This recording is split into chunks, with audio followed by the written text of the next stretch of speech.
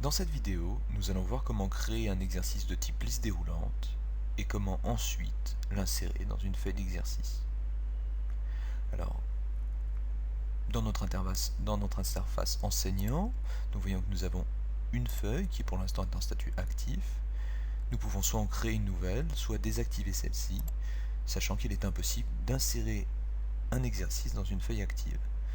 Je la désactive, menu de gauche, nouvel exercice. Je vais choisir dans les modèles préparés l'exercice de type choix dans un texte. Observons la démonstration. Un texte avec des réponses en choix multiples sous forme de liste déroulante. Le modèle me convient, je vais l'adapter à mes besoins. Cliquons donc sur le bouton Adapter. Notez que la balise BR avec un slash permet de sauter une ligne. Alors, comment est formé cet exercice? Entre deux points d'interrogation se trouvent les différentes réponses. La première en place est la bonne. Elle ne paraîtra pas forcément en première position dans les listes déroulantes puisque l'ordre est aléatoire, mais le logiciel sait ainsi que 1991 était la bonne réponse. Je colle un texte de mon choix. On voit que la première bonne réponse dans le texte à trous sera on, la deuxième across.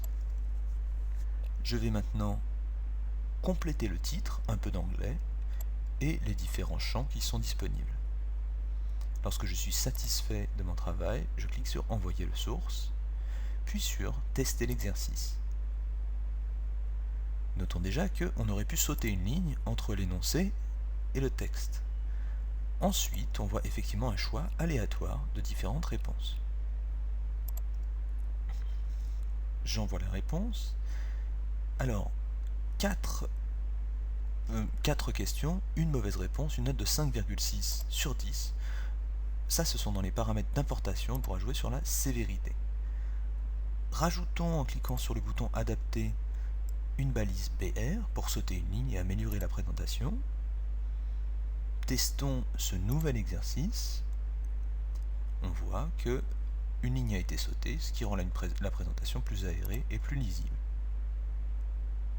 Lorsque je suis satisfait, je clique sur retourner à la page de création et là, je peux mettre cet exercice dans ma classe.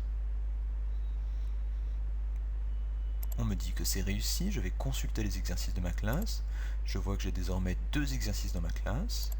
J'importe cet exercice en disant au travail et je décide de le mettre dans une feuille de travail. La feuille de travail que j'ai désactivée est accessible en modification. Je l'insère dedans. On m'annonce que cela a été fait avec succès. Vérifions. 2 exercices désormais. Dany va au cinéma, un peu d'anglais. Je peux changer l'ordre de ces exercices dans ma feuille si je le souhaite.